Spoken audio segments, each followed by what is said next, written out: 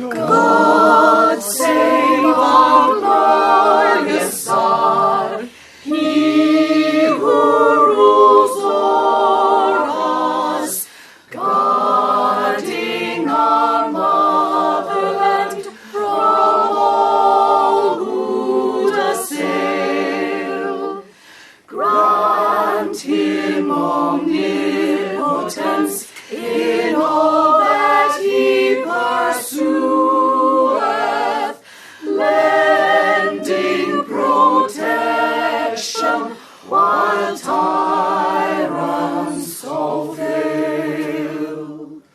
From town and distant plain, let us all gather, showing our gratitude for all he bestows.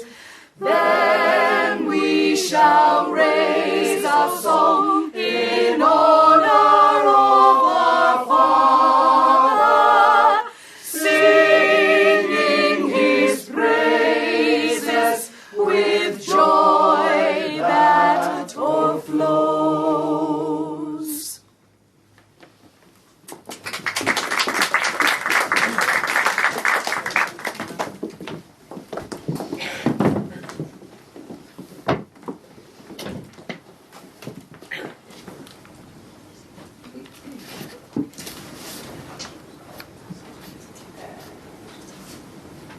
It's quite all right. You're not disturbing me. I would much rather talk than work. Yet, here I am, day after day, haunted by one thought. I must write. I must write. I must write. This is my study, the room in which I write my stories. Built it myself, actually. Cut the timber and fitted the logs. Made an awful mess of it. I do my writing here, this side of the room, because the roof leaks directly over my desk. I'd move the desk, but it covers a hole I left in the floor. And the floor was built on the side of the hill, so during heavy rain the room tends to slide downhill. Many's the day I've stood in this cabin and passed my neighbours standing in the road. Still, I'm happy here, although I don't get enough visitors to suit me. People tend to shy away from writers. They assume we're always busy thinking. Not true. Even my dear sweet mother doesn't like to disturb me, so she always tiptoes up here and leaves my food outside the door. I haven't had a hot meal in years. But I've done a good deal of writing in here. Perhaps too much. I look out the window and think that life is passing me at a furious rate. So I ask myself the question, what force is it that compels me to write so incessantly, day after day, page after page, story after story? And the answer is quite simple. I have no choice. I am a writer. Sometimes I'm engaged in conversation and I hear nothing and see only the silent movement of lips and answer a meaningless, yes, yes, of course, when all the time I'm thinking, ah, he'll make a wonderful character in a story, this one. It's funny, but before you came in, I was thinking to myself, perhaps I should give it up one day. What would I do instead? Well, I've never freely admitted this before, but to you here in the theatre tonight, I would like to tell you what I would most like to do with my life.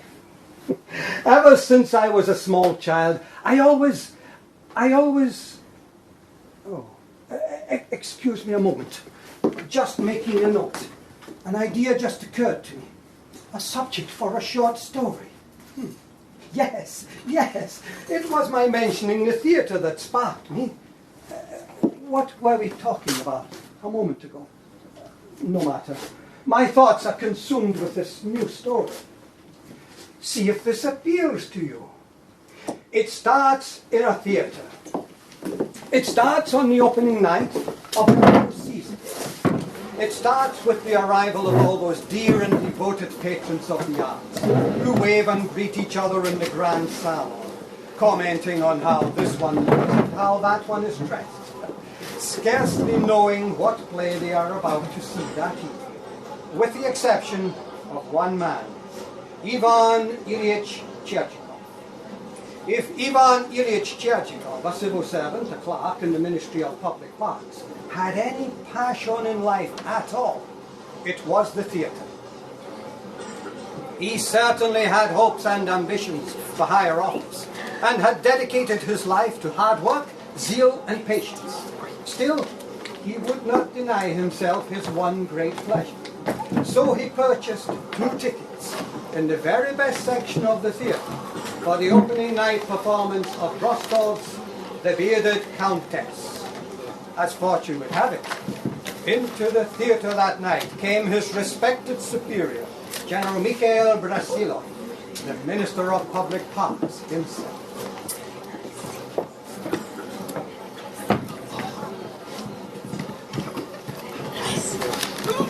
Good evening, General. What?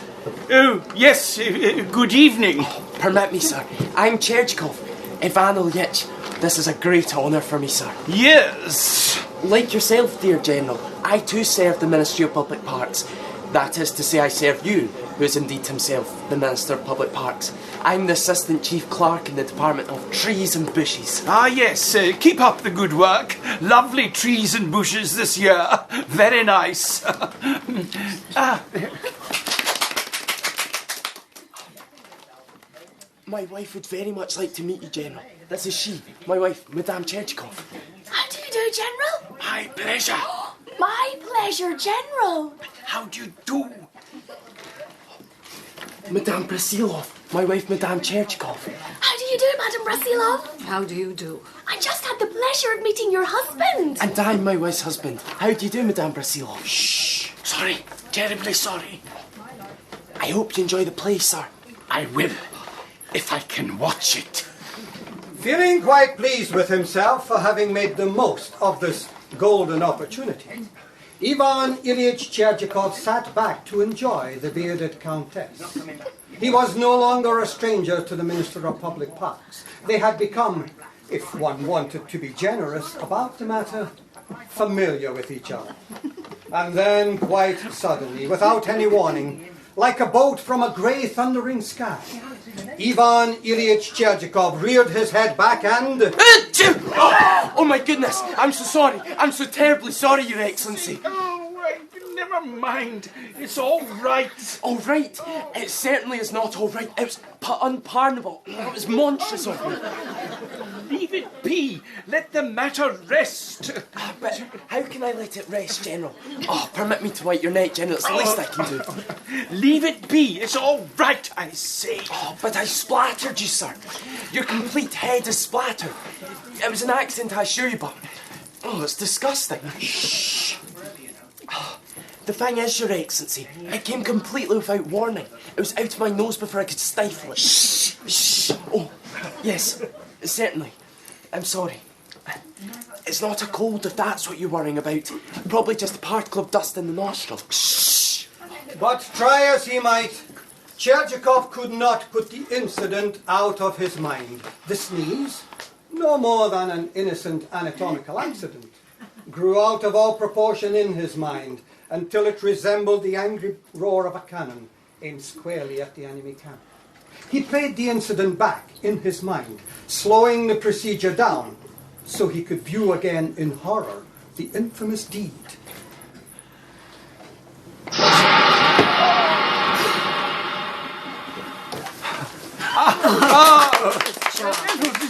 Charming, yes. I found it delightful. What about Utterly charming. Yes. I was completely baffled by it. Excuse me, Excellency. Who's tapping? Somebody's tapping me. Who's that tapping? I'm tapping, sir. I'm the tapper. Cherchikov. Stand back, dear. It's the sneezer. No. I'm all sneezed out. I was just worried about you going into the night air with a of a damp head. Oh, that's it. It was a trifle, a mere faux pas. Forget it, young man. Most amusing play, don't you think? Did you find it amusing? Amusing? Oh my goodness, yes. So true. I haven't laughed so much in years. Which part interested you the most? The sneeze. When I sneezed on you, sir. Oh, it was unforgivable, sir. Forget it, young man. Come, my dear, it looks like rain. I don't want to get my head wet again. No, you shouldn't let people sneeze on you, dear. You're not to be sneezed at. Oh, I'm ruined! Ruined! They'll have me fired from trees and bushes. They'll have me sent down to branches and twigs. Oh, come, Ivan. What? You mustn't let it worry you. It was just a harmless little sneeze. The General's probably forgotten about it all already. Do you really think so? No, Ivan. I'm scared. And so they walked home in despair. Perhaps if I were to send him a nice gift. Perhaps some nice Turkish towels. Cherjikov's once promising career had literally been blown away. Why did this happen to me? Why did I go to the theatre at all? Or why didn't I sit in the balcony with people of our own class? They love sneezing on each other. Come to bed, Ivan. Perhaps I should call him the General and explain matters again.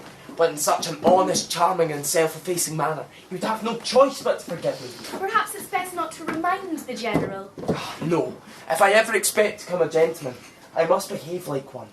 And so the morning came. It so happened this was the day the General listened to petitions.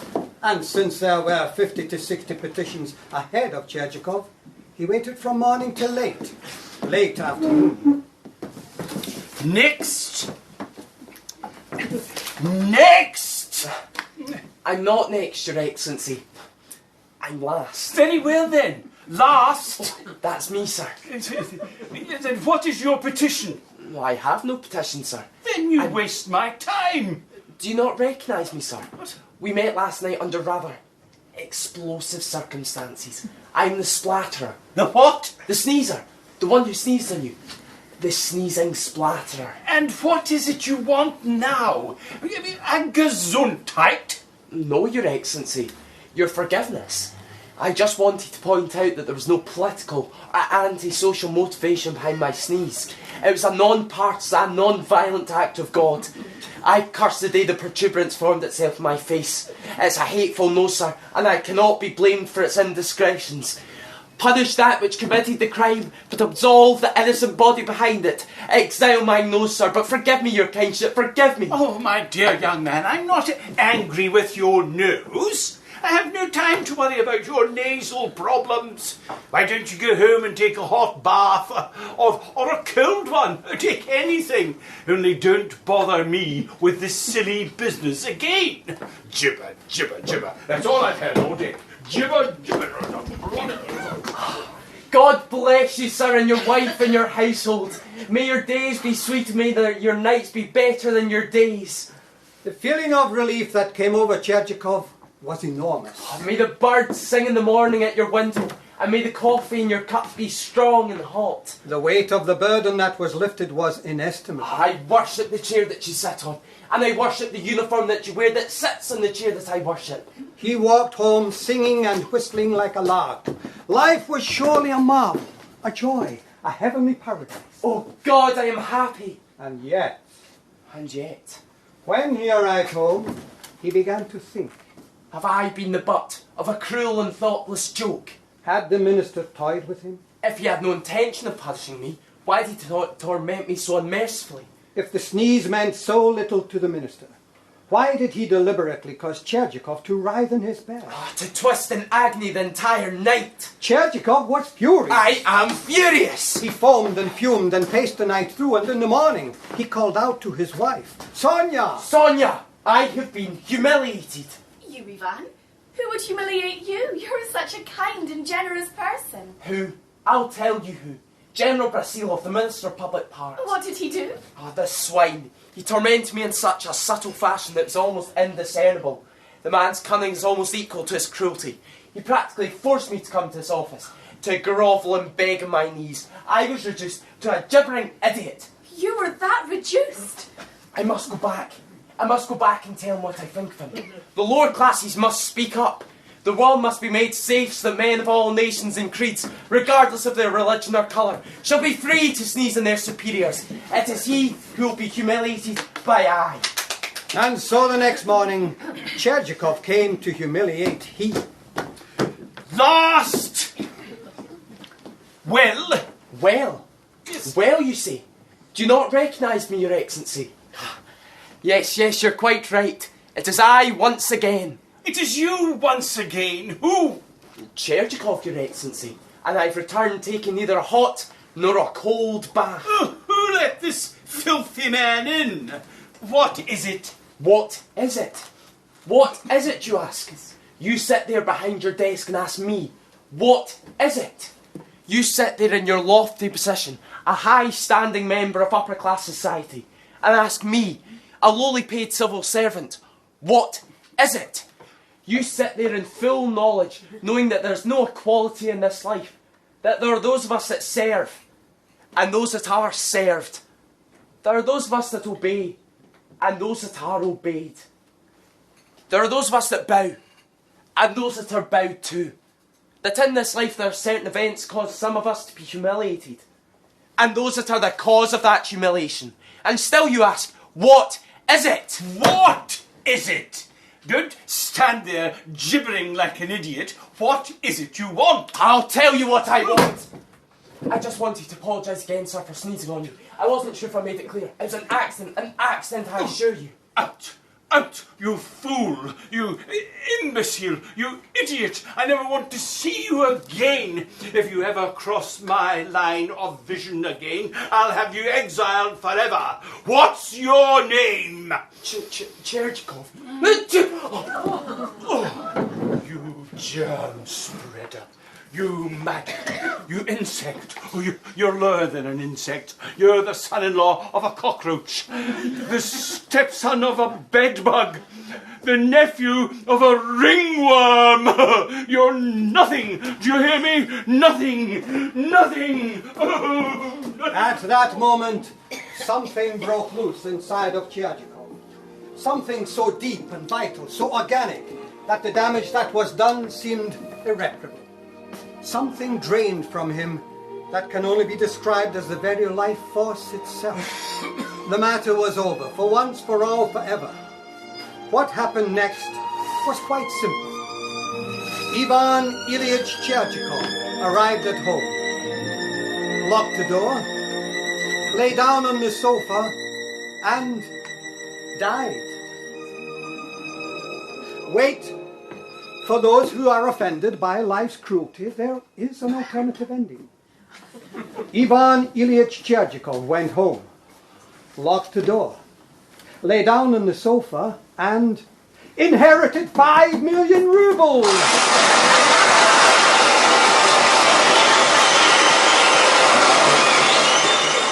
There's not much point to it, but it is uplifting. I assure you, it is not my intention to paint life any harsher than it is. But some of us are indeed trapped. Witness the predicament of a young governess who cares for and educates the children of a well-to-do family. Julia! Trapped indeed. Julia!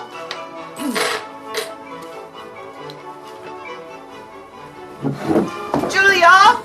Yes, madam. Look at me, child. Pick your head up. I like to see your eyes when I speak to you. Yes, ma'am. And how are the children coming along with their French lessons? Oh, they're very bright children, madam. Eyes up. They're bright, you say. And why not? And mathematics. They're doing well in mathematics, I assume. Oh, yes, ma'am. Especially Vanya. Certainly. I knew it.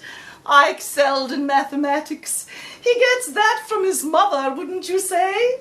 Yes, ma'am. Head up. That's it. Don't be afraid to look people in the eyes, my dear. If you think of yourself as inferior, that's exactly how people will treat you. Yes, ma'am. A quiet girl, aren't you? Now then, let's settle our accounts. I imagine you must be needing money, although you've never asked me for it yourself.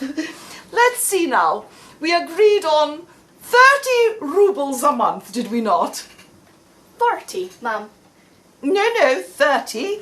I made a note of it. I always pay my governesses 30.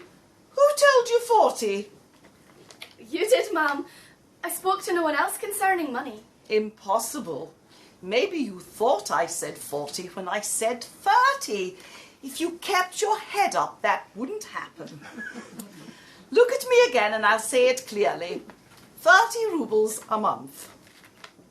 If you say so, Mum. Settled. 30 a month it is. Now then, you've been here 2 months exactly. 2 months and 5 days. No, exactly 2 months. I made a note of it. You should keep books the way I do and there wouldn't be these discrepancies. So we have 2 months at 30 rubles a month comes to 60 rubles, correct? Yes, Mum. Subtract 9 Sundays. We did agree to subtract Sundays, didn't we? No, Mum. Eyes, certainly we did. I've always subtracted Sundays. I didn't bother making a note of it because I always do it. Don't you recall when I said we would subtract Sundays? No, Mum. Think. No, Mum. You weren't thinking. Your eyes were wandering. Look straight at my face and look hard. Do you remember now? Yes, Mum. I didn't hear you, Julia. Yes, Mum. Good. I was sure you'd remember. Plus 3 holidays, correct? 2, Mum. Christmas and New Year. And your birthday, that makes 3. But I worked on my birthday, Mum. You did? There was no need. My governesses never worked on their birthdays. But I did work, Mum. But that's not the question, Julia. We're discussing financial matters now. I will, however, only count 2 holidays if you insist. Do you insist? I did work, Mum. Then you do insist. No, Mum. Very well. That's 3 holidays, therefore we take off 12 rubles. Now then, 4 days little Kolya was sick and there were no lessons. But I gave lessons to Vanya. True, but I engaged you to teach 2 children, not 1. Should I pay you in full for doing only half the work? No, Mum. So we'll deduct it. Now 3 days you had a toothache and my husband gave you permission not to work after lunch, correct? After 4, I worked until 4. I have here, did not work after lunch. We have luncheon at 1 and are finished at 2, not 4, correct? Yes, Mum, that's correct. But that's another 7 rubles. 7 and 12 is 19, subtract, that leaves 41 rubles, correct? If you say so, Mum. Now then, on January the 4th, you broke a teacup and saucer. Is that true? Just the saucer, Mum. And what good is a teacup without a saucer, eh? That's 2 rubles. Oh, the saucer was an heirloom. It cost far more, but never mind, let it go. I'm used to taking losses. Thank you, Mum. Now then, January the 9th, Kolya climbed a tree and tore his jacket. But I forbade him to do so, Mum. But he didn't listen, did he? 10 rubles. January the 14th, Vanya's shoes were stolen. By the maid. Mum, you discharged her yourself. But you get paid good money to watch everything. I explained that at our first meeting. Perhaps you weren't listening that day, Julia. Were you listening or was your head in the clouds? Yes, Mum. Yes, your head was in the clouds? I was listening, Mum. Good girl. So that means another 5 rubles off. Yes, the 16th of January I gave you 10 rubles. No, you didn't. But I made a note of it. Why would I make a note of it if I didn't give it to you, eh? No answer? Then I must have given it to you, mustn't I? If you say so, Mum. Now then, take 27 from 41. That leaves 14, correct? Oh, what's this? Dears, are you crying? Has something made you unhappy, Julia? Oh, it pains me to see you like this. I'm so sensitive to tears. What is it?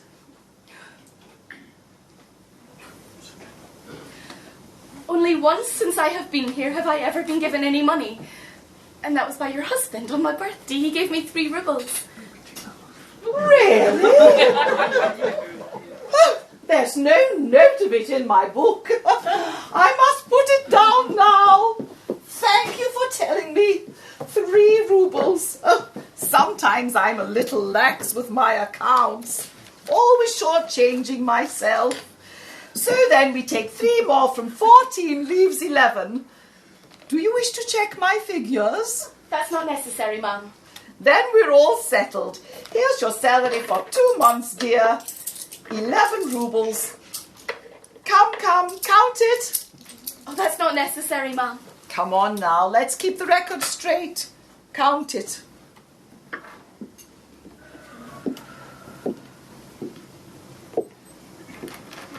One, 2, 3, 4, 5, 6, 7, 8, 9, 10. Oh, there's only 10, Mum.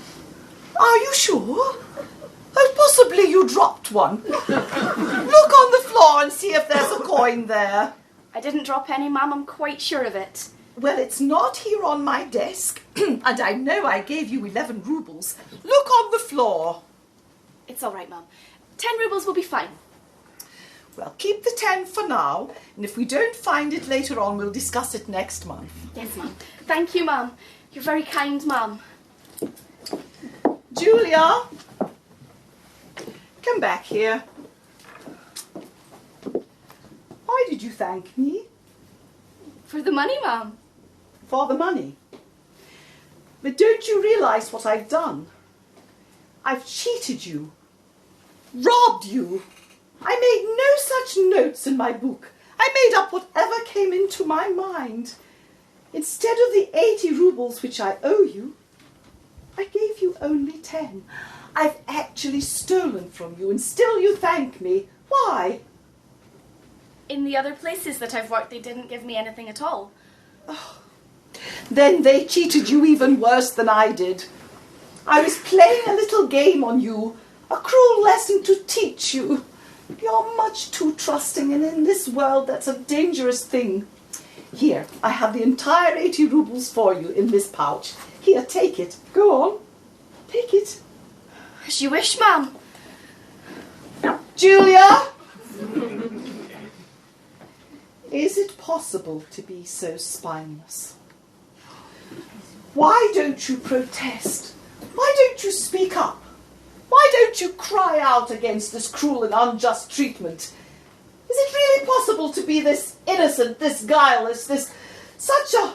Oh, pardon me for being so blunt. Such a simpleton. Yes, Mum. It's possible. Wait. For those again who are affected by life's cruelty, there is an alternative ending. Julia was so enraged by such cruel and unjust treatment that she quit her job on the spot and went back to her poor parents, where she inherited 5 million rubles.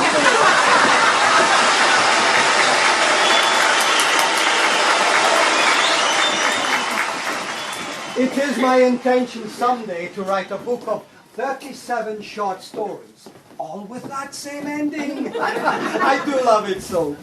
You know that it has been said that man is the only living creature that is capable of laughter, and it is that faculty that separates us from the lower forms of life. Yet, one must wonder about this theory when we examine some of the objects of our laughter. For example, pain. Pain, needless to say, is no laughing matter, unless, of course, it is someone else that is doing the suffering. Why the sight of a man in the throes of excruciating agony from an abscessed tooth that has enlarged his jaw to the size of an orange is funny? I couldn't say. It is not funny, not in the least. But in the village of Ostend, where they have very little access to entertainment, a man with a toothache can tickle their ribs for weeks. Certainly Sergei von Miglas, the sexton, saw nothing humorous about it. Greetings, Father. What brings you here? The pain. It's unbearable. It's beyond unbearable. It's unendurable. And where exactly is this pain? Where isn't it? It's everywhere. It's not just the tooth. It's the whole side of my mouth. And how long have you had this agony? 10 years. 10 years? Since yesterday morning. It seems like 10 years. Oh, I must have sinned terribly to deserve this. God must have put aside all other business just to punish me. Where's the doctor? The doctor is away in personal business. We left the care of his patients in my young and capable hands. Are you a doctor? In every way except a degree. I am a doctor to be. Then I'm a patient to be. Goodbye. I can assure you, Father, the only thing that prevents me from being called a doctor is the formality of an examination. I'm skilled, I'm just not titled. Now please, I beg you for this opportunity. Please sit in the chair, Father. Oh, heaven help me. Oh, even sitting hurts. No doubt the nerves are inflamed. Once removed, the pain will cease to be. You're going to take away the nerves. The tooth that's connected to the nerves. It's a simple matter of surgery. Oh, There. Now let's see what we have here. merciful God, I pray for you. I pray to the saints and to the good God in heaven. Be gentle with me. Spare me pain. My dear Sexton, we are now living in an advanced age of science. In capable hands, there is no longer a need for pain. If it's gentleness you want, it's gentleness you'll have. Now, are you ready? Good. Now open your mouth so I can examine you. Come, Father, open your mouth, please. My dear Sexton, inexperienced as I am, I know that it's essential for any work concerning the mouth to have it open first. It would be highly impractical for me to pull the tooth from the outside. Now please open up.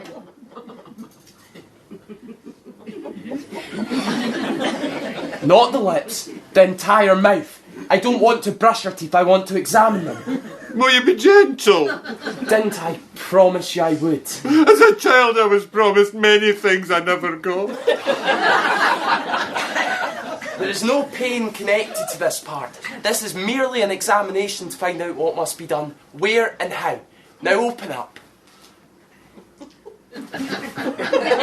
Good. Now let's see what we have here.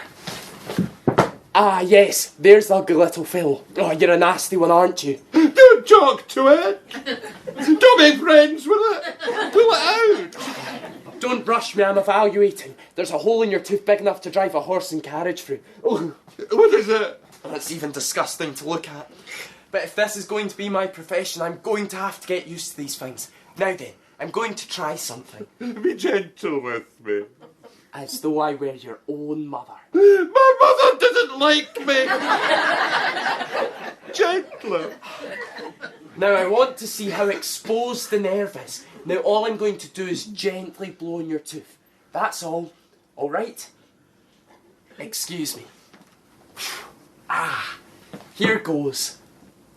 I have some news for you.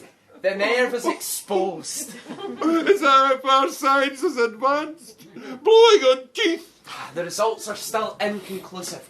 More work has to be done in this field. Ah, here we are. What are you going to do with that? The tooth has to be removed. It'll be out quicker than you can spit. I pray for you. May the Lord grant mercy on you. May He grant you health and quickness. Mostly quickness. Amen. Oh. Good. Now this will come out easily. Some teeth give you trouble, I admit, but that's only when the roots are deep. I hope you prayed for shallow roots. Now then, here goes. Don't do that. Don't grab my hand. Let go. Let go, I say. Good. You've got my hand again. If I'm going to pull your tooth, I'm going to need my hand. Now let go. Are you going to let go of my hand? My dear Sexton, if you don't let go of my hand, I'm going to take these forceps and pull your fingers out. Good. Now let's try once more.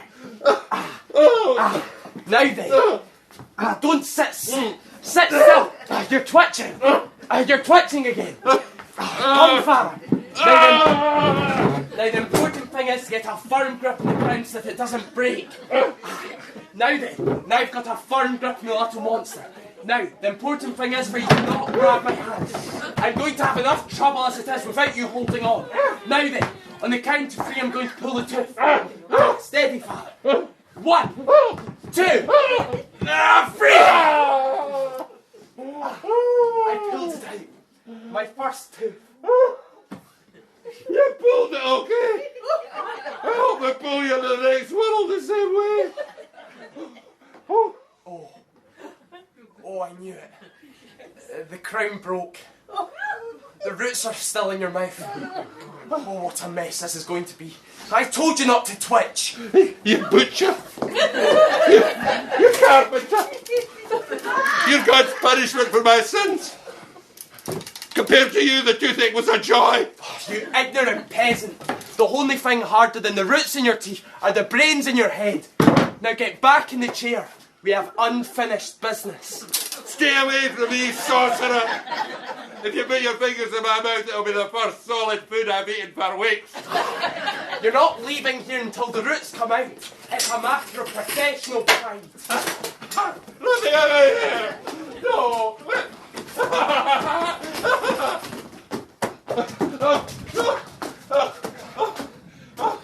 Let me go. I give up. I failed in my duty. Come, my son. Let's pray for a miracle. Dear God in heaven. Dear God above. Look down on this good dog. I pray for this poor creature. Keep his hands steady. Keep his mouth open. May he not falter. Don't let him bite me. Hail Mary. Hail Mary. Hail Mary. Hail Mary. Hail Mary. Hail Mary. Come, Father.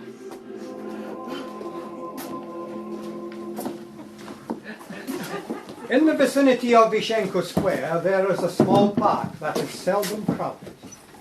Here and there, a pair of young lovers strolling. A mother is teaching her young child to take its first brave steps, the inevitable failure cushioned on the soft green grass. A dog owner throwing a stick for his faithful friend to fetch, which he does faithfully and interminably. A young girl calling out, "Fresh flowers for sale," which is only partly true. They're for sale, but they're not terribly fresh. Still, it's a rather lovely, peaceful and quiet setting.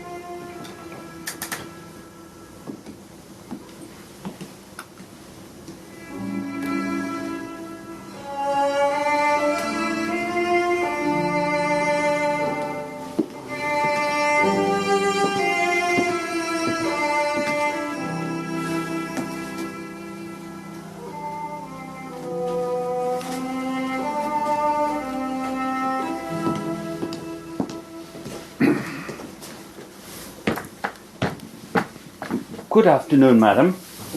Good afternoon. Fine weather. Fine weather indeed, wouldn't you say, madam? I hadn't noticed, really. Yes. Yes, I suppose it is a lovely day. Not many more of these left. Winter is just beyond that tree there. The winters seem to be getting longer lately. Have you noticed that? They come sooner and stay longer. I've noticed it, madam. Only in these last few years have I noticed it.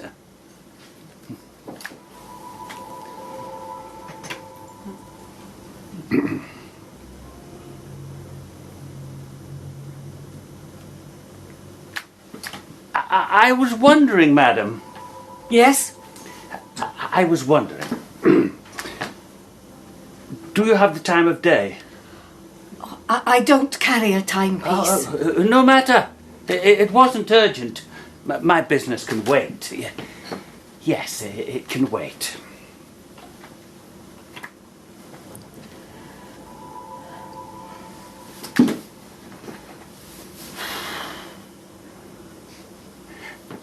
It seems to be clouding up a bit.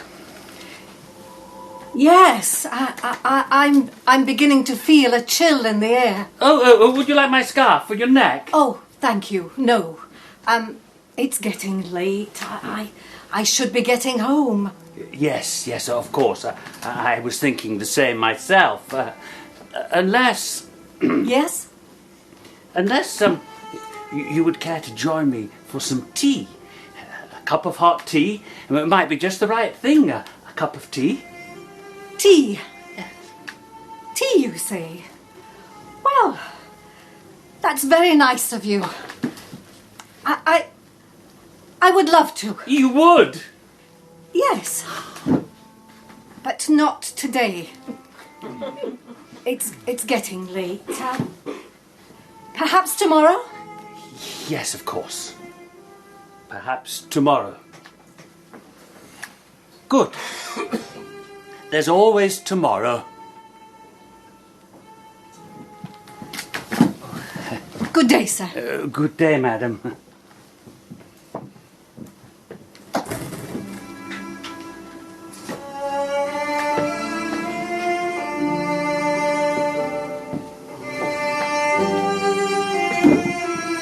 Oh, your glove. There's always tomorrow.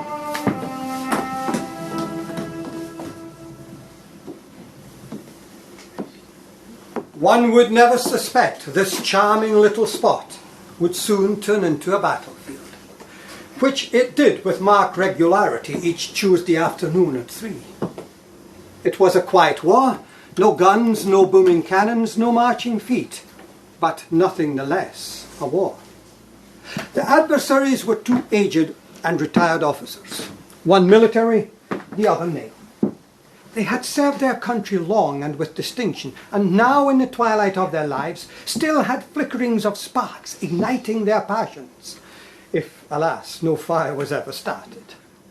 They debated on every subject under the sun: politics, women, literature.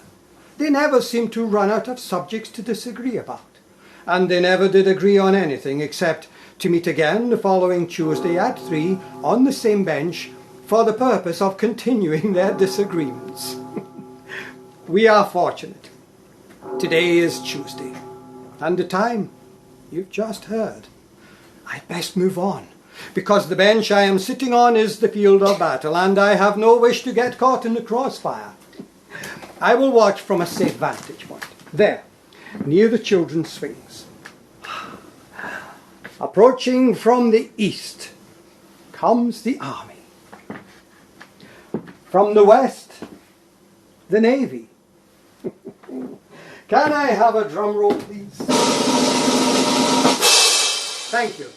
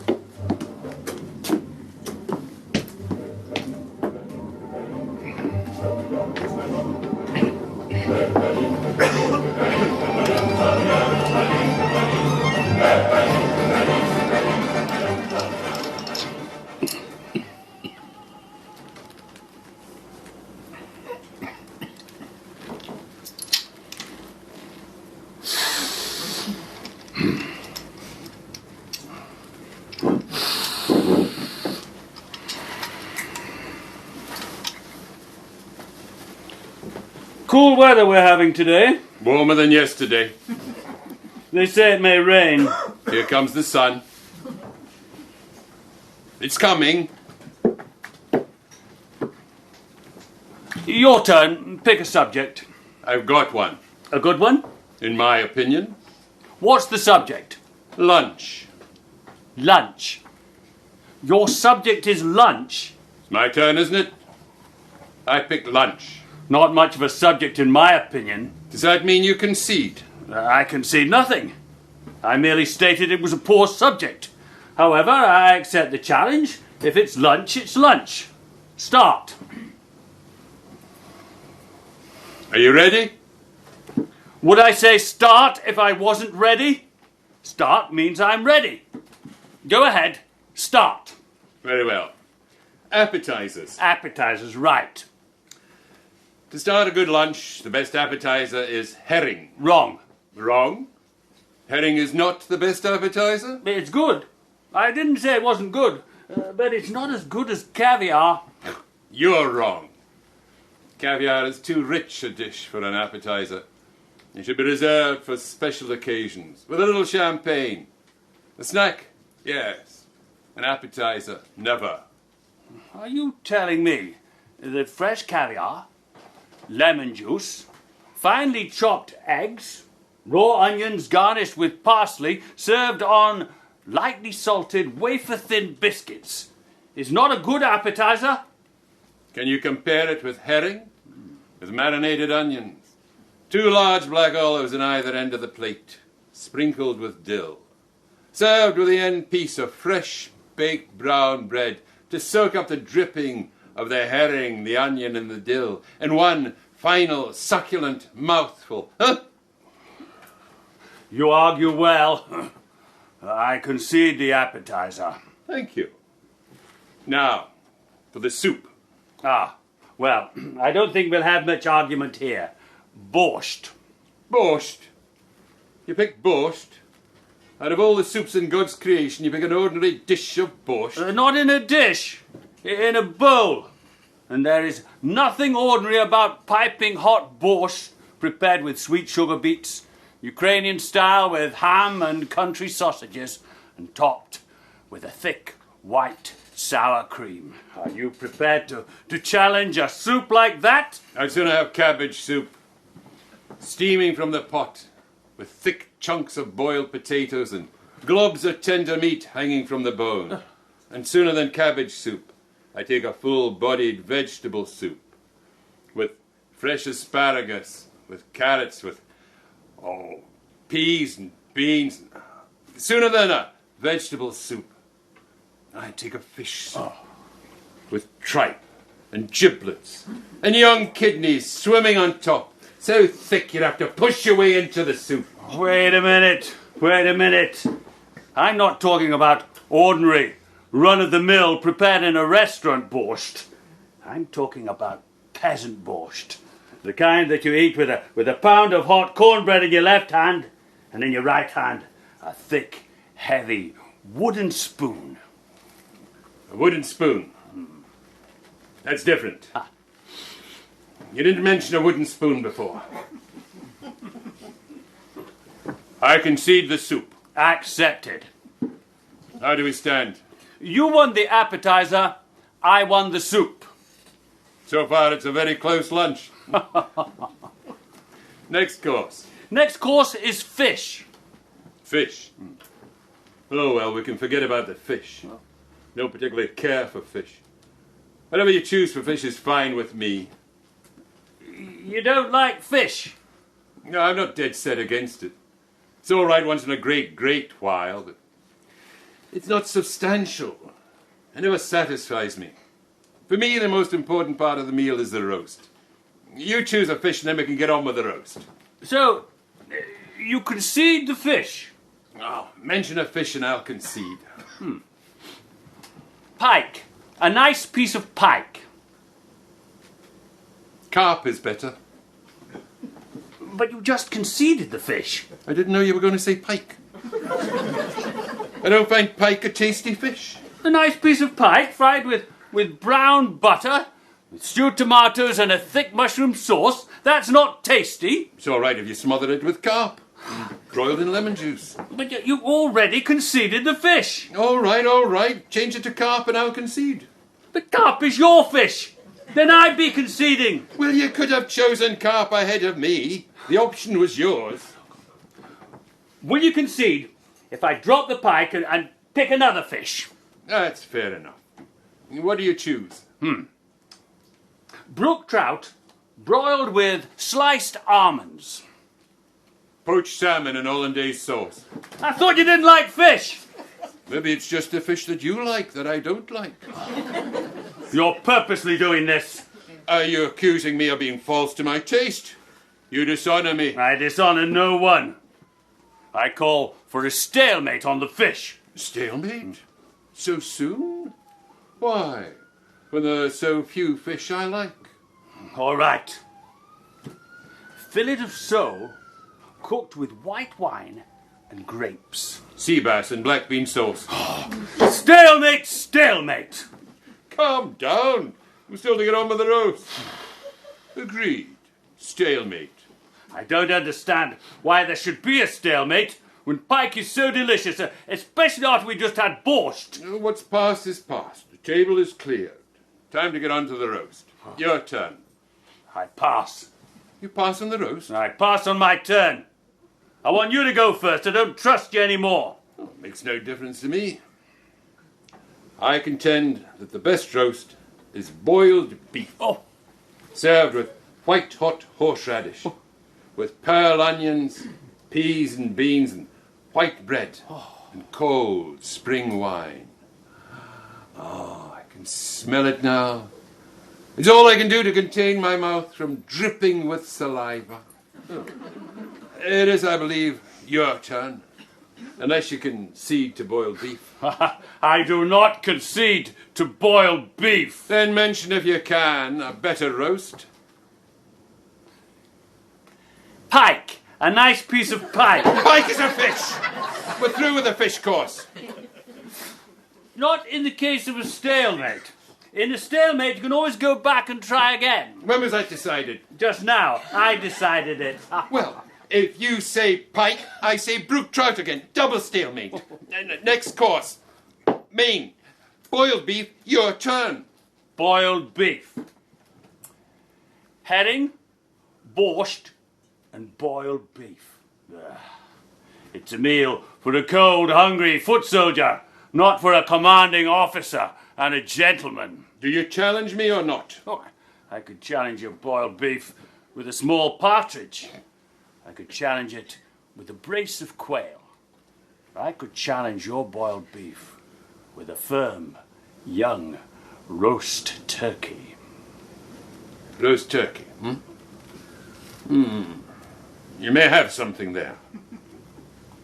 I could challenge your boiled beef with a hen. A fat, juicy, white meat, thick-breasted hen. A hen. Certainly. Hen is always nice. But I'm not going to. I challenge your boiled beef with a duck. Duck? I didn't think of duck. How could I overlook duck? What kind of duck? A duckling. A round, plump, young duckling. One that has had the taste of ice in the first frost, and then it is roasted. Pan roasted to a crisp, golden brown. The skin so crisp that it crackles in your mouth. I concede to duck. Roasted with the potatoes, cut small in the dripping pan. I concede, I said. And the potatoes are turned and soaked in the duck fat. And in the pan, young onions are beginning to turn a deep, dark brown, sizzling and frying in the butter and the fat. And the aroma, the aroma wafts into your nostrils, driving your taste buds into a stage of frenzy. How many times do I have to concede? Are you deaf? You're deliberately doing this to get back at me for not liking pike. I conceded to duck, all right. The main course is over. Time for the dessert, for God's sake. And the duck. The duck is basking in the juice of Spanish oranges. Enough already! You're acting like a child over a silly piece of pike. You should try it sometime. With butter and oil. You won't think it's so silly. Did you want to continue or not? Go ahead. I'm still savouring my duck.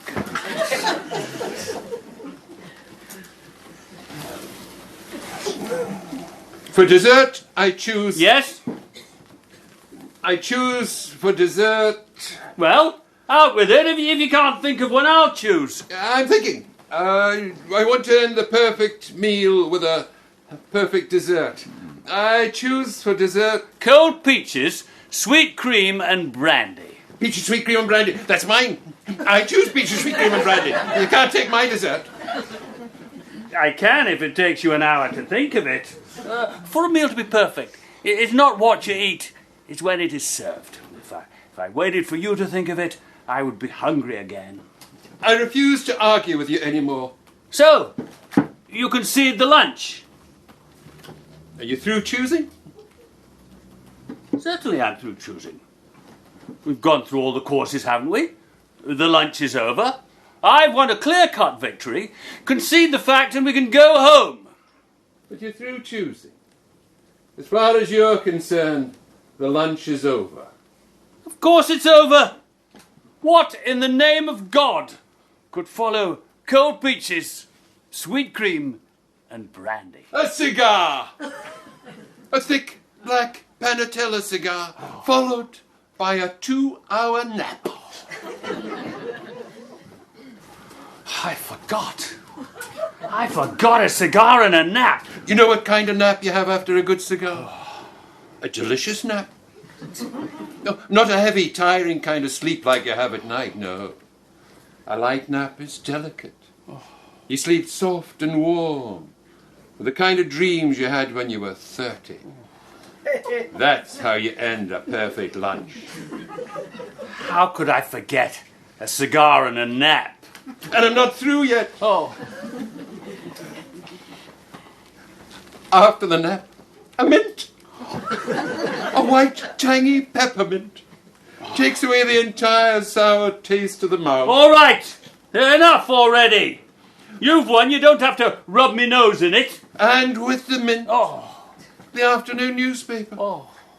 And you sit there, with a blanket in your lap, a cosy fire, and a dog to rub your toes on. As you sit there with your body warm to the perfect temperature, you read only good news in the paper. There's political trouble in France. There's starvation in Ireland. And England is in a financial crisis. But here, everything is good. And just before you drop off into the perfect sleep, a letter arrives. The Tsar has awarded you another medal. And as you close your eyes, the perfect lunch is over. You have nothing to do for the rest of the day until the perfect dinner is served. Would you like to challenge me for the perfect dinner? You can go first. Hors d'oeuvre. It's my turn to pick a subject, not yours.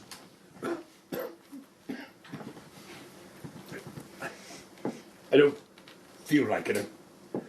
I don't feel well. A little chilly. You don't look so good. A little pale. Maybe you should see a doctor. You're right. I think I'll call in and see Dr. Wyszynski. Wyszynski? That butcher. He knows as much about doctoring as my 3-year-old granddaughter.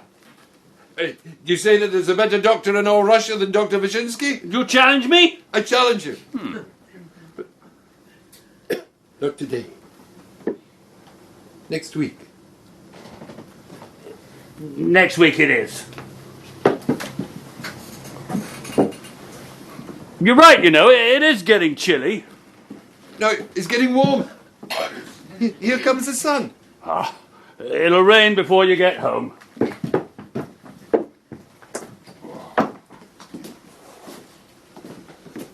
Next Tuesday. Next Tuesday.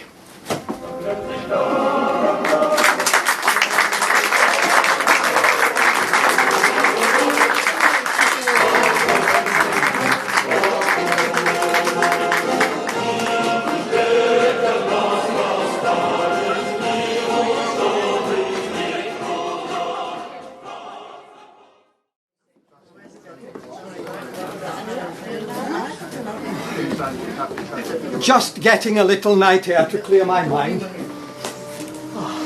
That's good. That's wonderful. The sea air is so refreshing. It revitalizes my entire body. But my mind is blocked. I have no thoughts, no ideas. Most unusual for me.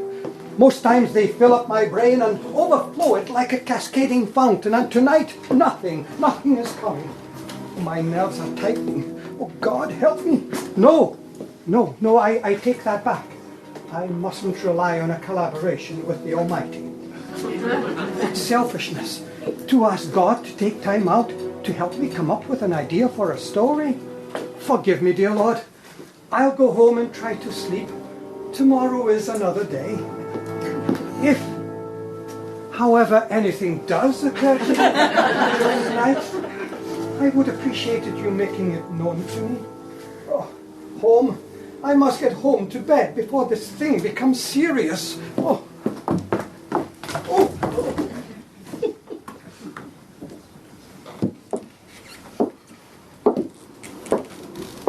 Psst! You, ma'am. Can I have a word with you? Who's there? I can't see you in the dark. Evening, ma'am. I was wondering if you're in the mood for a little entertainment this evening. Entertainment? I'm sure I don't know what you're talking about. Sure you do, ma'am. Entertainment, amusement, so to speak. A little diversion, if you know what I mean. I think I do know what you mean, and I'm not interested. Go on, off with you. You should know better than to make such a proposal to a lady. You've never witnessed anything like this before. That, I promise you. This is a once-in-a-lifetime offer. Not even a little bit curious? Curiosity is the nature of my profession, but I try to keep it morally elevated. Excuse me. Perhaps you're right, ma'am. On second thought, this might be too much for a lady of your sensitivities. Wait. Got you with that last one, didn't I? I'm just asking, mind you, but just exactly what is this entertainment you speak of? Well, how would you like to see a drowned man? I beg your pardon? A drowned man? A man with his lungs filled up with salt water and stone dead from drowning. How much would you pay to see that? Pay? Pay to see a drowned man? Are you mad? I wouldn't look at a drowned man if they paid me. Why would I want to see a drowned man? What is the point in looking at a person who has drowned? You are mad. Get out of here. Well, 3 rubles, ma'am. That's all it'll cost you. 3 to see him first, before he's in the water, then the agonising act of drowning. The grand finale. The man already drowned. Rest his soul. What are you saying? That the man isn't drowned yet? That he's still alive and well? Not only alive and well, but dry as a bone and standing before you, for I am the drowned man. You? You're going to drown yourself for 3 rubles? You expect me to pay for your own suicide? I must get away from this lunatic. No. You've got it all wrong, ma'am. I don't actually drown. I impersonate a drowned man. I jump into the icy cold water, splash around a bit, flail my arms up, yell for help a few times, go under, bubble, bubble, bubble, and come up head floating down. All puffy like. It sends a chill up your spine. 3 rubles for individual performances, special rates for groups, show starts in 2 minutes. I can't believe I'm actually discussing the price of admission to a drowning. You miss the whole point, ma'am. This is not some sort of cheap thrill. It's a rich tableau filled with social implications. A drama. Not tragic, but ironical. In view of its comic features. Comic? What's comic about it? I blow up my cheeks and bulge my eyes out. Yell for help in a high, squeaky voice. It sounds like a pig squealing. I'm the only one on the waterfront who can do it. You expect me to pay to hear an underwater pig squealer? I've just had a very successful season, ma'am. Sold out in August. What'd you say? Would you like me to book you in now? For the dinner show? What do you mean, dinner show? I jump in, flail around and throw you a nice fish.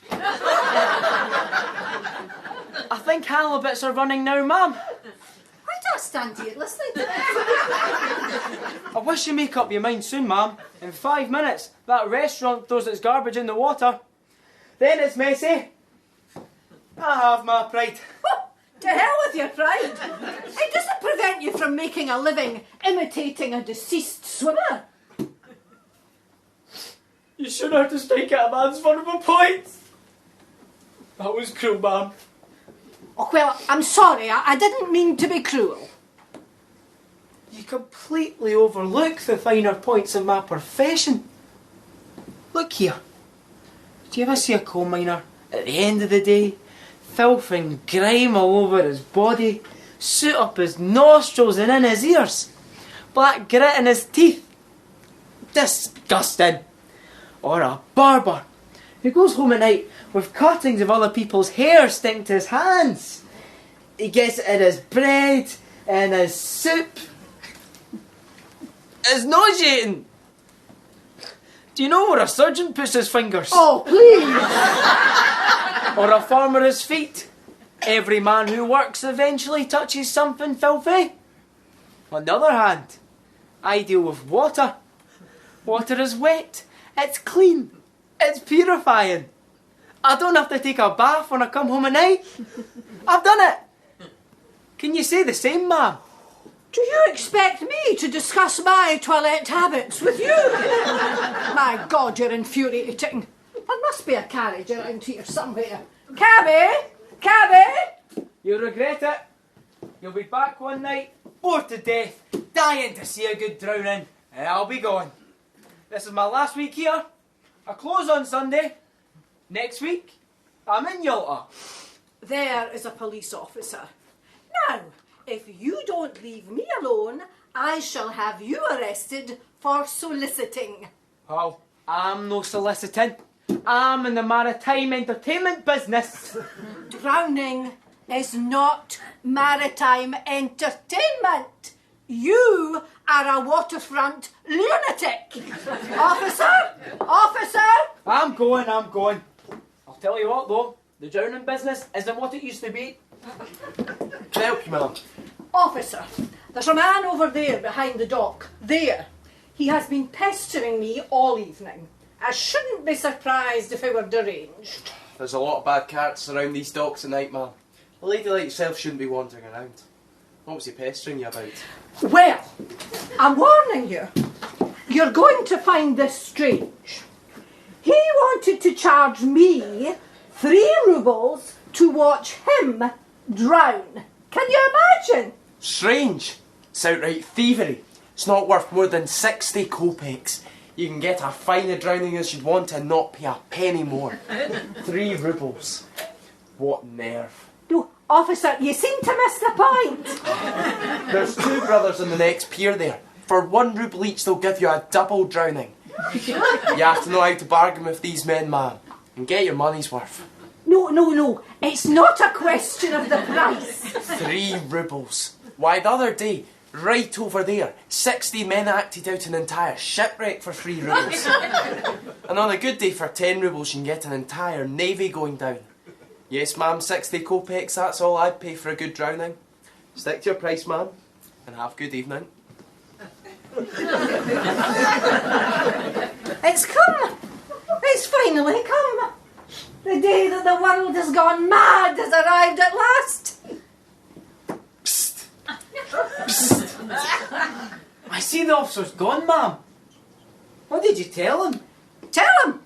I told him the truth, that you were mentally unstable. Unfortunately, he was a little more mentally unstable.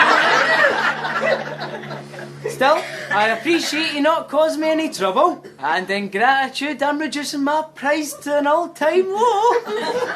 80 kopecks! 80. 80? You thief. You conniving, wretched, deceiving little thief. I won't pay you more than 60. 60? 60 kopecks for a drowning? But where's my profit? My towels cost me 40 kopecks, another 40's for the fellow who fishes me out. I'll be losing money on it. Dag, what's the point? I might as well just stay under. You can't cheat me, sir. 60 kopecks for the drowning.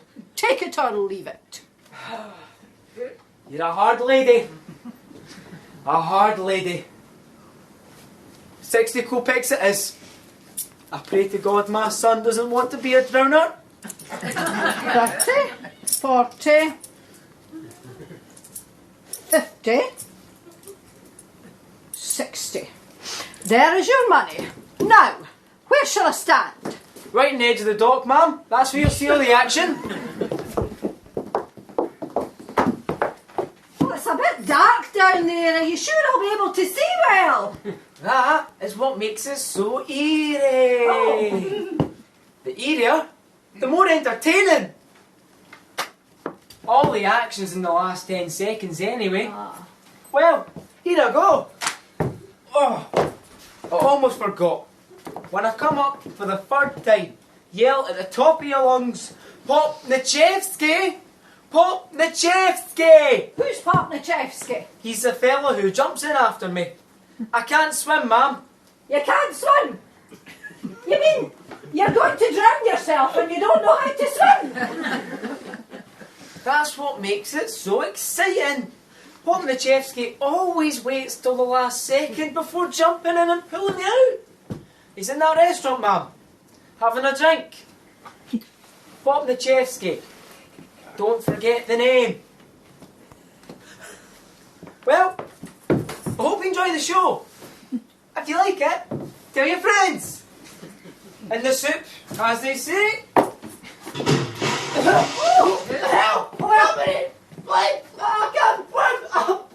here, a little bit towards me. I can't see you too well there. Oh, oh, good. Oh, very good. Yes, well, that's enough of that bit. I don't want to see that anymore. I don't have all night. Could you drown now? Can you hear me? I said, I'd like to have you drown now. Oh, where the devil is he? Oh, there you are. Oh, that's the third time, isn't it? Oh. Good heavens. What was that fellow's name?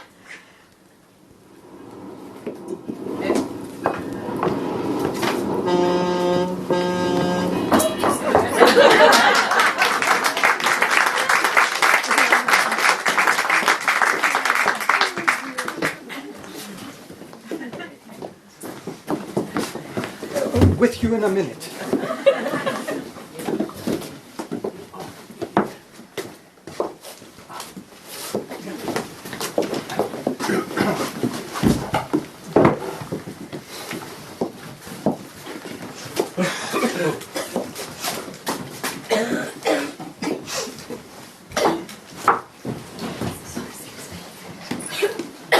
Next actress, please. Next actress, please. Name. Name. What? Your name. Nina. Nina, is that it? Just Nina? Yes, sir. Oh, no, sir. Oh, Nina Mikhailovna Zarechnia. Age. My age? Yes, please. That means how old are you? Well, how old are you looking for, sir? Couldn't you answer the question simply, please? Well, yes, sir, but... Well, I just wanted you to know I can be any age you like. 16, 30... Oh, in school, I played a 17 79-year-old rheumatic woman, and everyone said it was very believable. A 78-year-old rheumatic woman told me so herself. Yes, but I'm not looking for a 78-year-old rheumatic woman. I'm looking for a 22-year-old girl. How old are you? 22, sir. Really? I would have guessed 27 or 28. Oh, it's because I've got a bad head cold, sir. It makes me look older. Last year, when I had influenza, the doctor thought I was 39. I promise, sir, I can look 22 when you need it. The temperature? Yes, sir. 103. God. What are you doing walking around in the dead of winter with 100 degree temperature? Go home, child.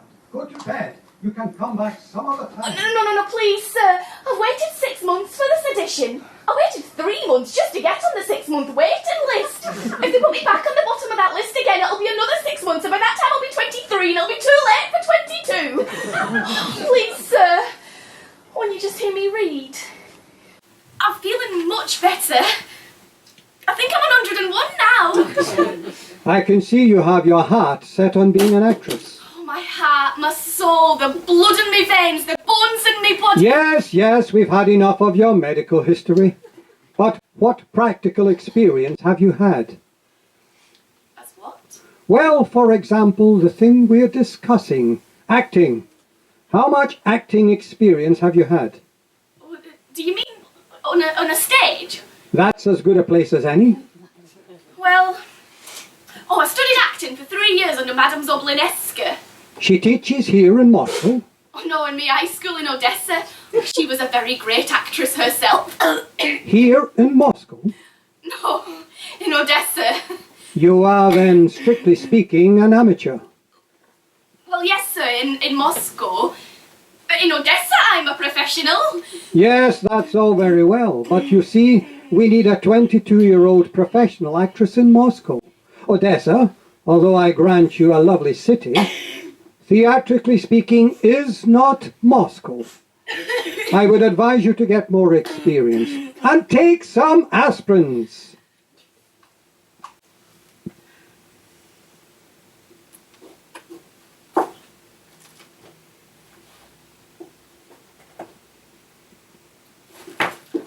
Please, sir. I've travelled 4 days to get here. Will you not just hear me read? My dear child, I find this very embarrassing. Even if you did not employ me, just to read for you would be an honour I would cherish for the rest of my life. If I may be so bold, sir, I think you're one of the greatest living authors in all of Russia. Really? That's very kind of you. Perhaps we do have a few minutes. Oh, I've read almost everything you've ever written, sir. The articles, or the stories. I love that one about. Oh, you know the one. Every time I think about it, I can't control myself. Really? Which story is that? Oh, the death of a government clerk, sir. Oh my God, I laugh for days. Death of a government? I don't remember that. What was that about? Chirchikov. The sneeze. The sneezing splatterer. Oh, yes. You found that funny, did you? Strange. I meant it to be sad. Oh, it was sad. It was tragically funny. Was it really? And of everything you've read, what was your favourite? My very favourite. Yes, what was it? Tolstoy's War and Peace. You asked me what my favourite was. Well, you're an honest little thing, aren't you? It's refreshing. Irritating, but refreshing. Very well. What are you going to read for me? Oh, I should like to read from the Three Sisters, sir. Indeed. Which sister? All of them. Oh, if you've got the time. All of them? Good heavens. Why don't you read the entire play while you're at it? Oh, thank you, sir. I know the whole thing. Wait a minute. Sorry, sir. Act 1. A drawing room in the Prozorov's house. It's midday. A bright sun is shining through the large French door. That's not necessary. An excerpt will do nicely, thank you. Oh, yes, sir. I should like to do the last moment of the play. Good, good. That shouldn't take too long. Whenever you're ready. Well, I've been ready for 6 months, sir. Not counting the 3 months it took me to get on the 6-month wait. Please! Begin. Oh, sir, could you say, Tarara Bumdie, sit in the curb à me? Certainly not. Why would I say such an idiotic thing? Well, I don't know, sir, you wrote it. Chiputkin says it at the end of the play. It would really help me, sir, if you could just say that one line. I've travelled 4 days to get here, sir. I walked all the way from Odessa. All right. All right. Very well then. Ready? Yes, sir. Tarara Bumdie, sit on the curb I may. And Masha says, oh, listen to the music. They're leaving us. One is gone for good, forever. And we are left alone to live our lives over again. We must live.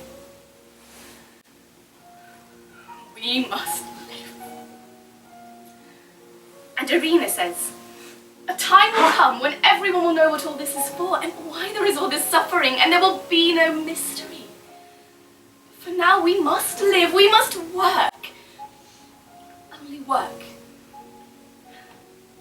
Tomorrow I shall go alone and I shall teach in the school and I shall dedicate my entire life to those who need it. Now it's autumn. Soon winter will come and cover everything with snow. And I will go on working. Working. Shall I finish? And Olga says, oh, the music plays so gaily, so valiantly, one wants to live. Oh my God.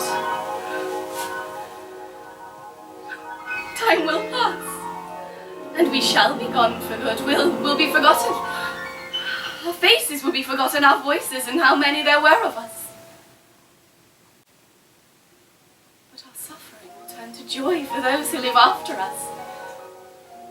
Happiness and peace will come to this earth, and then they will remember kindly and bless those who are living now.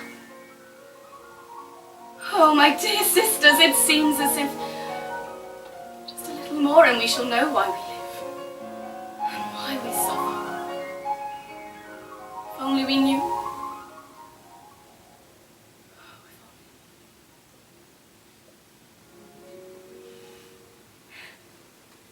Oh, thank you, sir. That is all I wanted. You've made me so happy. God bless you, sir.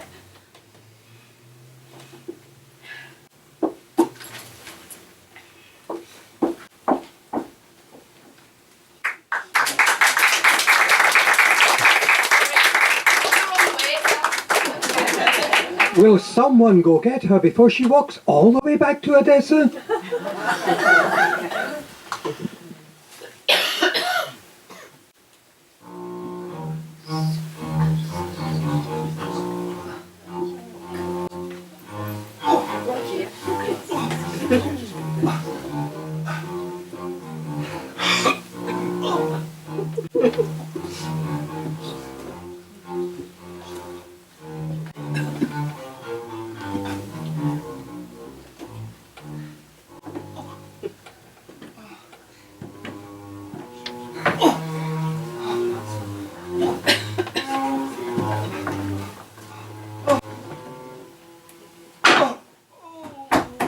Good morning, Mr. Kushner.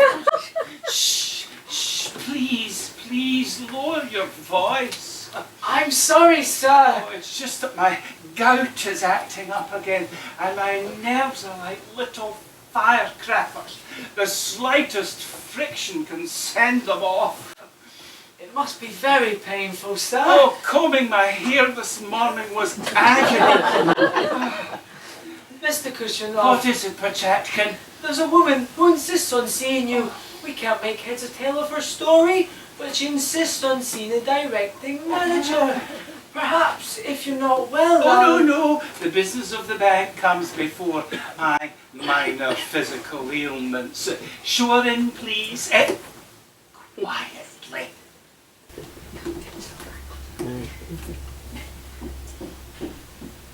Good morning, madame. Forgive me not standing, but I'm somewhat incapacitated. Please, take a seat. Oh, thank you. Now, what can I do for you? Well, sir, you can help me. I pray to God you can help me. Nobody else in this world seems to care. Please, calm yourself, madame. I beg of you, please, calm yourself. Now, I'm sure we can sort it all out if we just approach the problem sensibly and quietly. Now, what exactly is the trouble? Oh, well, sir, it's my husband, Collegiate Assessor Shukin.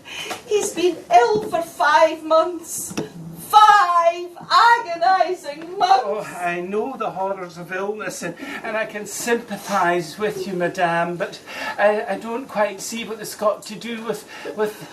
He's got a nervous disorder. Oh. Everything grates on his nerves. If you so much as touch him, he'll scream out. Ah! Oh. How or why he got it, nobody knows. Oh, I have an inkling. Please go on, a little less descriptively if possible. Well, while he was lying in bed these 5 months... You're not going to scream again, are you? Not that I don't have cause. While he was lying in bed these 5 months recuperating, he was dismissed from his job for no reason at all. Well, that's a pity, certainly, but I don't quite see what that's got to do with the bank here. Oh, you don't know how I suffered during his illness, sir. I nursed him from morning till night. I doctored him from night till morning, besides cleaning his house, caring for his children, feeding his dog, his cat, his goat, my sister's bird that was sick. The bird was sick? No, my sister. She gets dizzy spells. She's been dizzy for a month now and she's dizzier every day. Extraordinary. However, I still... And then I had to look after her house and her children and feed her dog and her goat. And then her bird bit one of my children. So our cat bit her bird. And then my eldest daughter, the young with the broken arm, well then, she drowned my sister's cat. Now my sister wants my goat in exchange, or else she says she'll break my daughter's other arm. Well, you've certainly had your pack of troubles, haven't you? But I don't quite see what the connection is in our bank. And then, when I went to get my husband's pay, they deducted 24 rubles and 36 kopecks. For what, I asked? Because they said he'd borrowed from the employees' fund.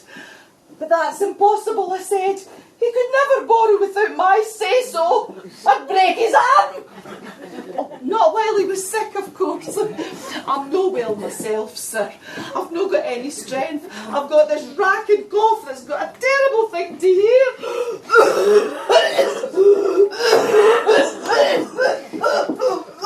Well, I can well understand why it took your husband 5 months to recuperate. But what is it you want from me, madame? Oh, there's 24 rubles and 36 kopecks. They won't give it to me because I'm a woman, weak and defenceless. Some of them have laughed in my face, sir. Laughed.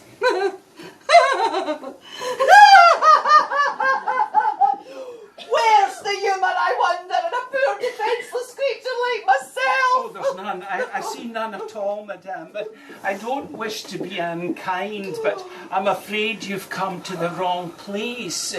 Your petition, no matter how justified, has nothing to do with us. No, you see, you'll have to go to the agency where your husband was employed. Oh, but I've been to 5 agencies already and not one of them will listen to my petition. I'm going out of my mind. The hair's coming out of my head. By the fistful. Look at my hair. Don't tell me to go to another agency. Please, keep your hair in its proper place, madame. Now, listen to me very carefully. This is a bank. A bank. We're in the banking business. We bank money. People bring funds here to be banked by us. Do you understand what I'm saying to you? What are you saying? I'm saying that I can't help you. Are you saying you can't help me? I'm trying, but I don't think I'm making much headway. Are you saying that you can't believe that my husband is sick? Look, here is a doctor's certificate. There's the proof. Don't tell me that you can't believe that my husband's sick now after seeing that. Yes, I don't doubt it. Not only do I not doubt it, but I'm absolutely certain of it. But you didn't look at it. Look at it. Yes, I don't need to look at it. It's not necessary because I know full well how your husband must be suffering. What's the point in a doctor's certificate if you don't look at it? Look at it! Oh, yes, I see right here. It says your husband is sick, but yes, I'm sure you have a very good case, madame, but you've still come to the wrong place. Oh, I'm getting excited.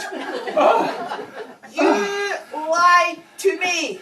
I took you as a man of your word and you lied to me. When you said you'd read the description of my husband's illness, you couldn't have read it or else you'd have seen that he'd been fired unjustly. Do me the simple courtesy of reading that. That's all I ask. Read it and then I'll go. But I read it. What's the point in reading it twice if I've already read it once? You didn't read it carefully. Read it again. I read it in detail. You didn't let it sink in. Read it again. I don't need to read it again. I don't need to read it any slower. I'm a fast reader. Then you need to read it slower. Read it again. Don't need to read it slower. I'm a fast reader. Did you read the part that says my husband's got a nervous disorder? Read that part again, see if that's not true. That part? Yes. Oh, yes. That part. Yes, I read that part. Yes, I see your husband has a nervous disorder. My, how terrible. What has that got to do with me? Now, please, go! Oh, I'm sorry, Your Excellency. I hope I haven't caused you any pain. Please don't touch my foot!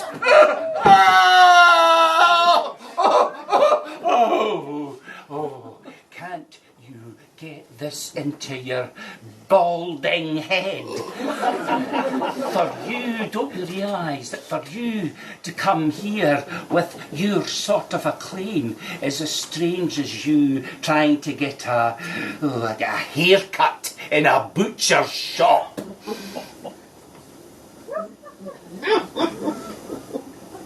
A haircut in a butcher's shop? You can't get a haircut in a butcher's shop. Are you laughing at me? Laughing? I'm lucky I'm breathing. The chicken! Did I tell you I'm fasting? Oh, no. I haven't eaten for 3 days. I want to eat, but nothing will stay down. I've had the same cup of coffee 3 times today. Oh. The chicken! Look at me, I'm skin and bones. I faint at the least provocation. Oh, watch me faint. Did you see that? 8 times a day that happens to me. What is it, Mr. Gustavo? What's wrong? Get her out of here. Who let her into my office? You did, sir. I asked you, and you you said show her in. I thought you meant a human being, not a lunatic with a doctor's certificate. I showed it to him, and he didn't read it. Though you look like a nice, kind person. Take pity on me. You read it and see if my husband's not sick or not. I read it, madame. Twice. Me too. I had to read it twice too. You showed it to me outside. You showed it to everyone. We all read it. Even the doorman. You didn't read it. You just looked at it. Don't argue, for God's sake, Pachackin. Just read it so we can get her out of here. And you... Oh, yes. It says your husband is sick. Now, will you please leave, madame? I'll have to get someone to remove you. Yes, remove her. Yes, remove her. Get the doorman and two of the guards. Oh, but be careful. She's strong as an ox. If you touch me, I'll scream. I'll scream so loud they'll hear me all over the city, and they'll lose all their depositors. No one will come to a bank where they beat weak, defenceless women. Oh, I'm going to faint again. Weak, defenceless. You're about as weak as a charging rhinoceros. You're about as defenceless as the king of the jungle. You, madam, are a plague that wipes out all that crosses your path. You're a raging torrent that washes out bridges and stately homes. You're a wind that blows villages over mountains. It's women like you that turn men like me to the condition of husbands like yours. Does that mean you're not going to help me? Hit her, Pachackin! Strike her! Give my permission to knock her down! Beat her senseless! You hear how I'm abused? He would have you abused an orphan mother. Did you hear me cough? Listen to this cough. Did we discuss this? I've been beaten. Oh my God, I've been beaten. I'm not beating you. I was just holding your hand. Well, for God's sake, beat her! Go on, kick her while you've got the chance. Give my permission to knock her down. Go on, beat her senseless. I put a curse on you and your bank. I put a curse on you and your depositors. May the money in your vaults turn to potatoes. May the gold in your cellars turn to onions. May your rubles turn to radishes and your kopecks to pickles. Stop! Oh, stop. I beg of you. Give her the money, Pachackin. Give her anything she wants, only for God's sake, get her out of here. 24 rubles and 36 kopecks. Not a penny more. That's all I want, that's all it's due me. Come with me. I'll get your money. Oh, and another ruble to get me home. I'd walk, but I've got awful weak ankles. Give her enough for a taxi. Give her anything, just get her out. Oh, you're a kind man. God bless you, sir. Oh, remove the curse. Curse be gone. Money to onions, potatoes to go. Oh, remove her! Oh, God, my hair is falling out now. There's one more thing before I go, sir. I'm going to need a letter of recommendation so that my husband can get another job. Don't worry about it this afternoon, sir. I'll be back in the morning. God bless you, sir.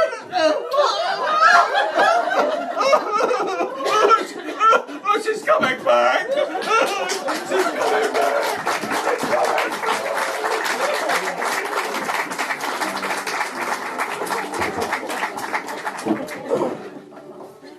This one goes back a good many years ago to my youth. I was 19 years old, to be exact, and in the ways of love. I was not only unschooled, I hadn't even been in the classroom. I was so innocent and shy that I actually thought that since the beginning of time, no woman had ever been completely unclothed. As for connubial bliss, I dared not think of it. And as for impregnation, I chose to believe it was caused by the husband giving the wife a most ardent handshake before retiring. And let it go at that. But my father was a wonderful man, quite liberal in his thinking. And on the occasion of my 19th birthday, he decided to introduce me to the mysteries of love. He was, however, a frugal man, and decided to escort me himself to see in the matter, or bargaining, that I would not be taken advantage of. Picture me, if you will, as my own dear father.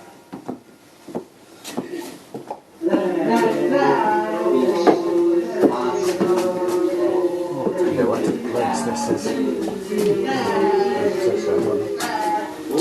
Antosha, where are you? Don't stand there in the dark shaking like a little puppy dog. Come here, we have some adolescence to get over with. I'm not well, Father. I'm sick. Sick? Sick? What's wrong with you? I haven't thought of it yet. Give me a few minutes. Fear, that's all it is. Pubescent fear. I was the same when I was your age. I never knew you were my age, Father. I always thought of you as older. But what do you think I was when I was with my first woman? You were with a woman, Father. Certainly I was with a woman. All men who've become fathers have been with a woman at some point in their lives. The same woman? Certainly not the same woman. My God, you never discuss these matters with your young friends? Oh yes, all the time. But we get too excited to listen. It's a man's obligation to enter a marriage experienced in the ways of love. Otherwise, valuable years are wasted in years of endless groping. I don't mind wasting a few years groping, Father. All in the process of becoming a man, Antosha. First you learn to walk, then you learn to talk, and now it's time to learn this. Are you sure, Father? I'm not really walking and talking that well. Antosha, we can't afford to delay any longer. I don't want you becoming an old man waiting to become a young man. Now, are you going to go over there and have your first experience with a woman? Do I have to punish you? Oh, Father, I don't think we're going to find any women of high moral character around here. We're not looking for highly moral women. Too damn many highly moral women in the world as it is. That's why so many highly moral men have to come down to places like this. Now, let's get on with the business. Can I hold your hand, Father? Certainly not. You can't go in there to become a man holding your father's hand.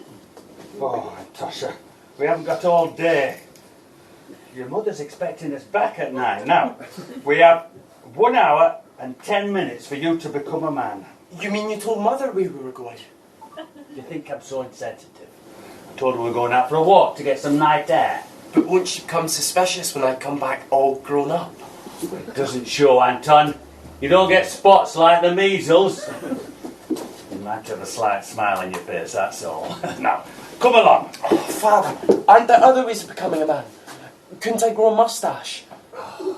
Antosha, tell me the truth. If you'd rather not go through with it, I'll take you home. Oh, take me home.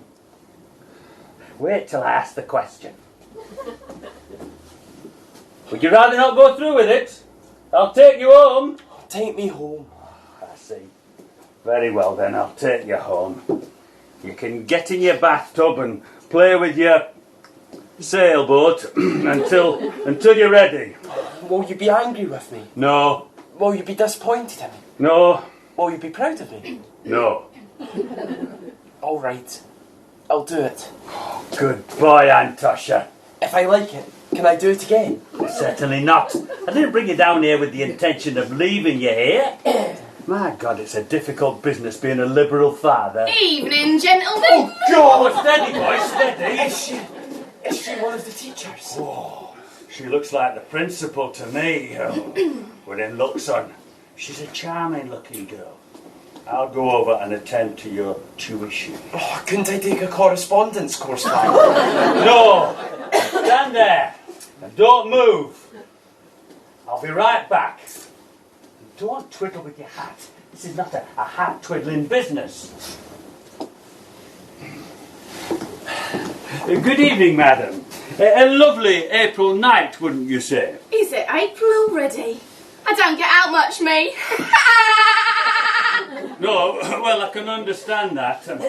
Now, it's been a long time since I was involved in such matters, and I would like to discuss with you a subject of some delicacy. 30 rubles. So much for the delicacy. 30 rubles, you say? Well, speaking for myself, I would say that 30 rubles was quite fair. But it's not for me. It's for my young, inexperienced son.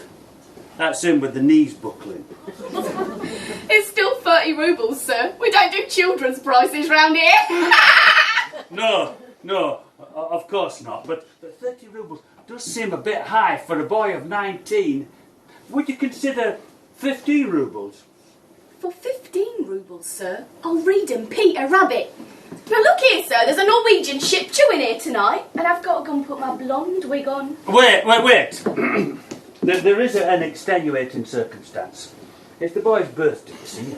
I wanted to give him a nice gift. What do you say? How about a nice umbrella? Now, see here. In my day, 30 years ago, I shared the pleasures of the most delightful girl on this street. Ilka the milkmaid, she was called.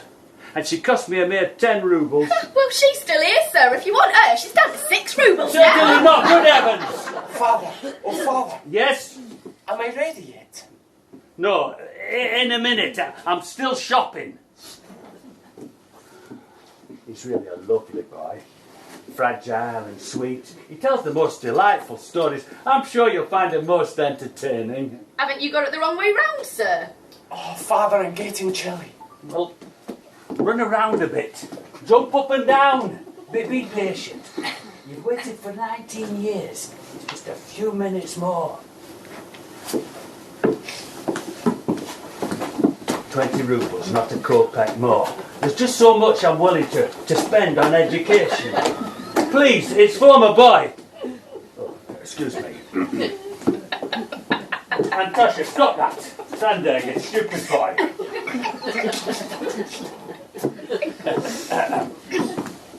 All right, sir. 20 rubles. Settled. You're a good and loving father, sir, and I respect you for it. Now, if I'd had a father like you, I never would have ended up in the streets bargaining with fathers like you.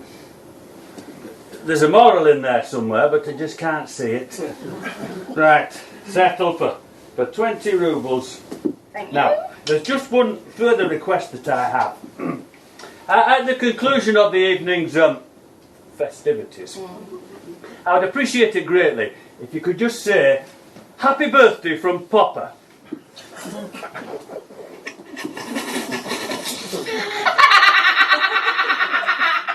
Happy birthday! Happy birthday from Papa. Oh, do you want any candles, sir? No, that won't be necessary. Just be gentle and kind with him. Gentleness, that's all I ask for. Oh dear. A tear. Good heavens. Well, what's a thing to cry over? I'll wait upstairs, sir. 2 flights up, second door on the left. I'll be gentle. Oh, thank you. The girls nowadays are so much more understanding. Oh, and may I say, sir, it's gentlemen like you that make me proud to serve my profession. Well, what a wonderful nurse she would have made. School's in, Antosha. Settle for 20 rubles. You just have to know how to bargain with these people. Now, it's over there. 2 flights up, second door on the left. I'll wait here. Don't rush. Do I say anything to her, father? Like what? Like, hello? Well, hello would be nice, and goodbye would be quite good too. Off you go, she's waiting. Are there any instructions you want to give me, father? No, that's what I'm paying her good money for. The questions you ask. Go on, lad, before I have to pay her overtime. All right, father. I'm going. What is it now? It's funny, but when I come down those stairs out onto the street, I'll no longer be your little Antosha. I'll be Anton the man. Well, that's all, father. Goodbye. Goodbye, Antosha. Goodbye. Wait, Antusha. What is it, Father? Well, I was thinking.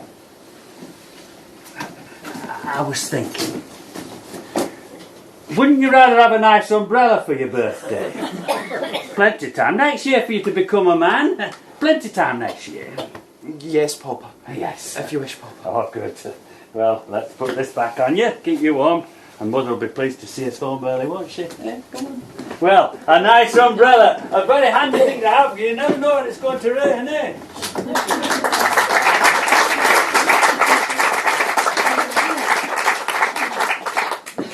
I hope that portrait of my father came out with some affection. I loved him very much. And yet with him, as with all the other characters I've shared with you tonight, I have a sense of betrayal. When I put down my pen at the end of a day's work, I cannot help but feel that I have robbed my friends of their precious life too. What makes my conscience torment me even more is that I had a wonderful time writing today. But before I go, what was it we were talking about early on, before the story of Cherchikov? Ah yes, I was about to say what it was as a child I most wanted to do with my life. Well then, funny, for the life of me I can't remember. But somehow as I stand here with a feeling of great peace and contentment, in some measure I suspect I must be doing it. Thank you for this visit. If ever you pass this way again, please drop in. Good night. Wait! There's an alternative ending. If ever you pass this way again, I hope you inherit 5 million rubles.